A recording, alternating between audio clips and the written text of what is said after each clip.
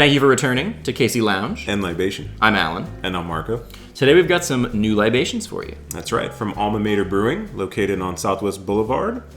Got a nice little tap room there, nice little spot, and some really great offerings from that brewery. They do. Big variety. So, we'll see you later. At Alma Mader.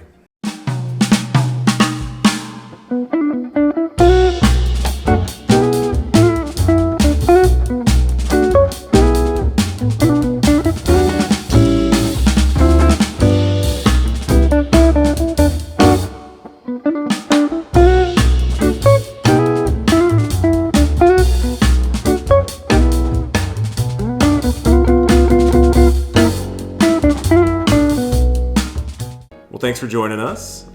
Today we're going to be sampling 5 brews from Alma Mader. And I think it's worth mentioning that we have actually been there quite a few times recently while we were researching.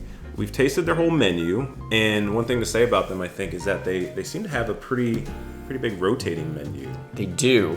I'd say each style that they put out is very honed in and perfected, if that makes sense. Yes, it does. Yeah. It's just each style is just chef's kiss. Yeah, they really know what they're going for, I think, when they're brewing something. Typically they have a lot of hop heavy beers, especially New England style IPAs. Recently though, my biggest thing was Pilsners. Yeah. So they had 3 different Pilsners, which are not usually my go-tos.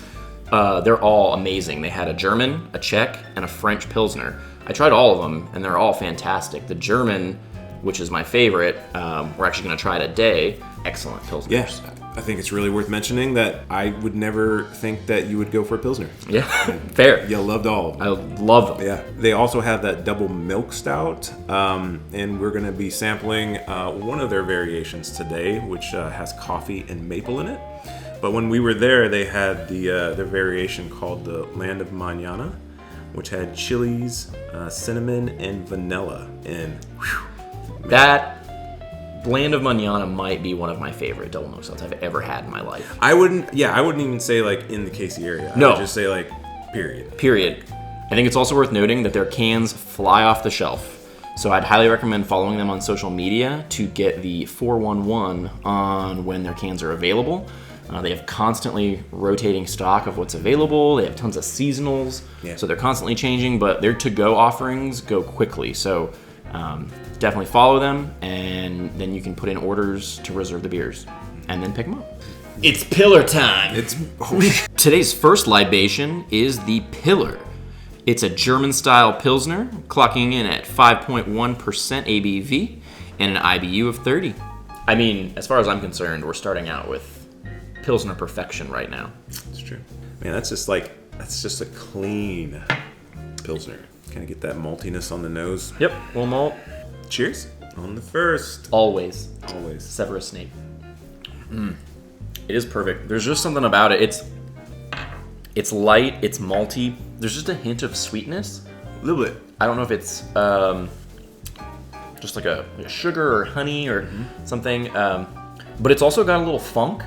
Yeah, and like with Pilsners, you think lighter. You know, this is very crisp, but I feel like it's got like kind of like a medium body, kind of like it's not real thin. You know, it's not like a light body beer. Sure. The website described it as bready, biscuity malt flavor on the palate, and I can definitely get that. I can definitely get that too. I'd almost like to do a side by side of the German, French, and Czech Pilsners they have, because each one is great, but they are all distinctly different. And I'd also be interested to learn about what the hop variations and production differences are between those different styles. Yeah, what makes them unique to their regions? Well, it is hard to beat that. Ready for a DDH? Let's get those juices flowing. On to the Pale Ale. Coming up, we have the DDH Innovo, which is a juicy pale ale. ABV is clocking in at 5.8% with an IBU of 30. DDH Innovo, let's do it. Let's ride. That's a nice hazy. It is. And when you poured it, I didn't even have to put it up to my nose and I could smell it. You could smell it, right? Yeah. There's a slight dank to it. A little bit? Just a little bit. I almost get like a peach creamsicle if that was a thing. Okay. Yeah. I didn't get any pineapple on the aroma, but I might on the taste. You get a little bit on the taste. Yeah. I think they did describe some pineapple in the aroma, which I didn't really pick up on either. I could get it in the taste. Yeah.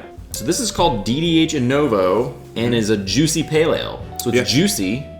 It's not an IPA though. It's technically classified as a pale ale.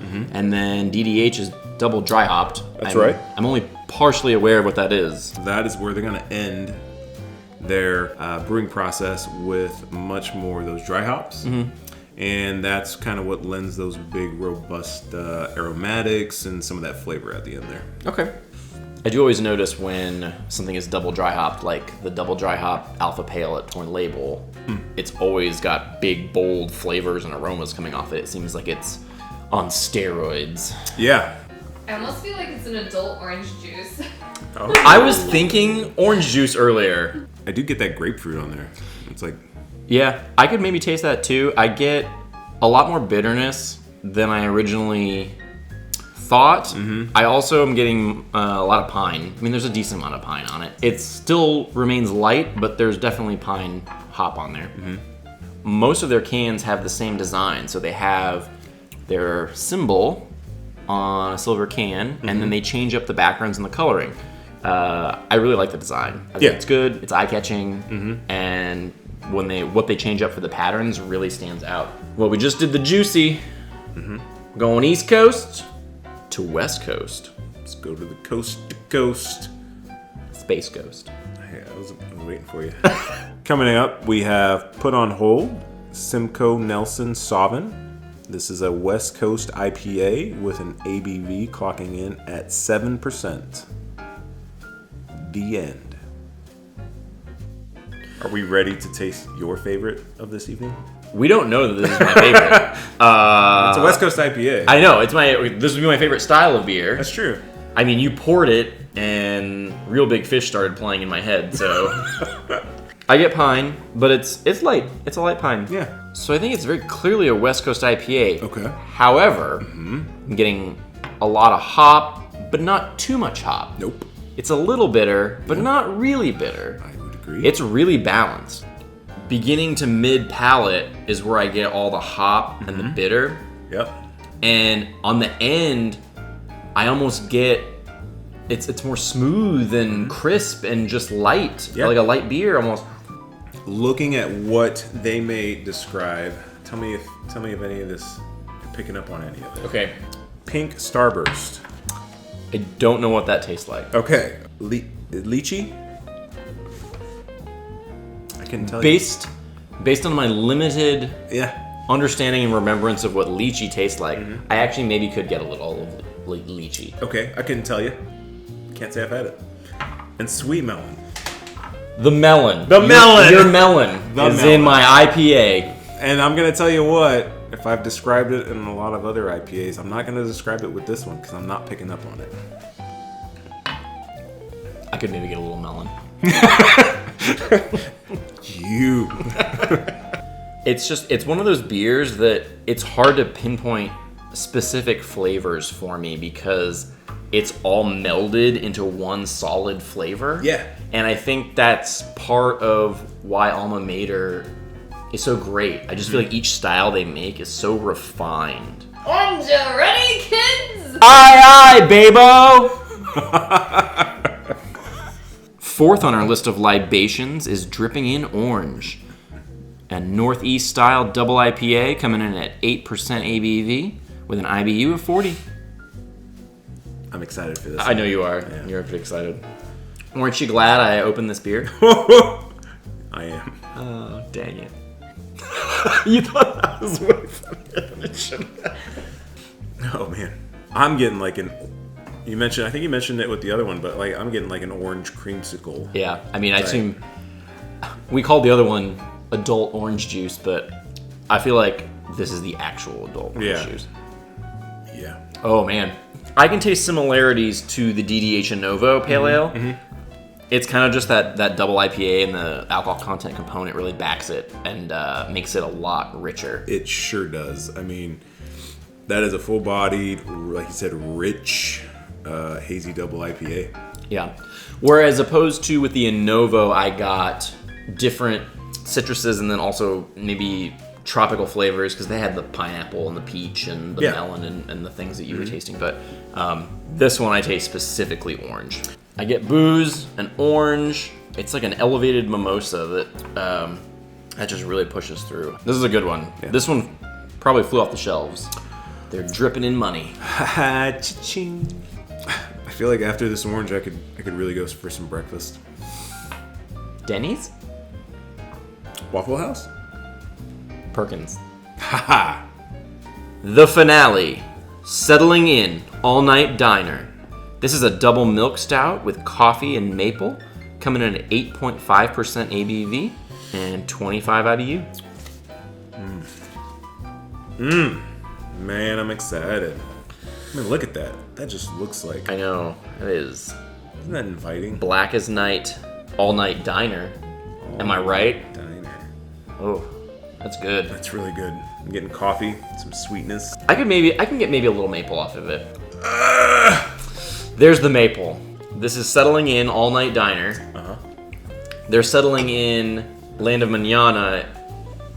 It is very similar. It's almost like, hey, here's an equally high quality and refined double milk stout. Yeah. But instead of doing cinnamon and chilies and vanilla, we're gonna do coffee and maple. Yeah. Like it's still so refined. It is. The thing is, they just must have a really solid double milk stout that they then are expanding and playing with. And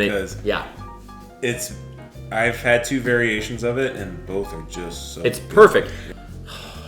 This is really good. It's just so smooth. Like, and it's just all refined smooth. is the word I keep using, but I can't think of a better word. No, I think it's a really good description for everything we've tasted today. You've mentioned it multiple times. You know, you've said refined. I've said well-rounded. This is just a really well-rounded double milk stout that they, like you said, they just really honed in on it, and then they're expanding it and seeing what else they can do with it. I feel like this is just a perfect stout. Yeah. Also worth noting, we love local. For this coffee stout, they do use Messenger Coffee, which is located in downtown Kansas City. Overall, this is a perfect double milk stout.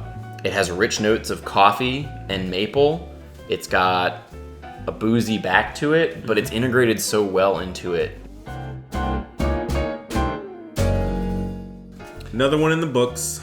Yeah, and this is the part where I would usually have some quip about the brewery, but sure, I really do feel like everything Alma Mader does that we've tasted is so just laser focused and perfected. Yeah, out of the 5 that we sampled tonight, plus the probably 4 or 5 others I've had at the actual brewery, man, I have not had a bad one. No. I would say I've not even had an okay one. Yeah. Like, they're all great. Like, Gold standard. They're all either great or just, like, phenomenal. Out of the ones we've had tonight, Uh-huh. which is your favorite? I'm on the spot. I feel like I'm going to have to go with the stout, the double milk stout. Followed really closely by dripping in orange. Okay. What about you? I am really curious to hear. I have a feeling I know where this is gonna go, and maybe it'll surprise me. That German Pilsner is still my favorite. Yeah. And it's closely followed by the West Coast IPA Okay. and the stout. You know, we mentioned it while we were tasting it, but man, I really would want to try all 3 of those Pilsners. Yes.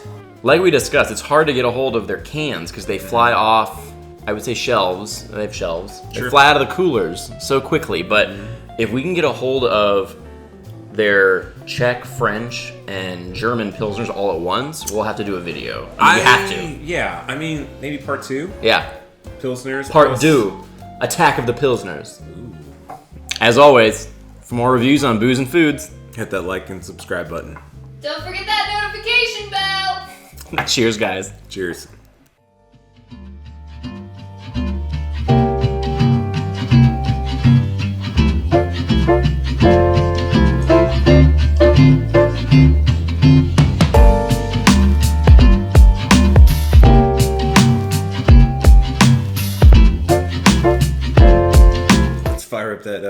that grill over there. We need, babe, chocolate chip waffles. Oh man, that would go great with this. Really would, actually. I'm tempted. I know, I'm hungry. Got any more of this for tomorrow morning? Because Don't look at me like that. Those are my waffle eyes. waffle eyes, they're watching you.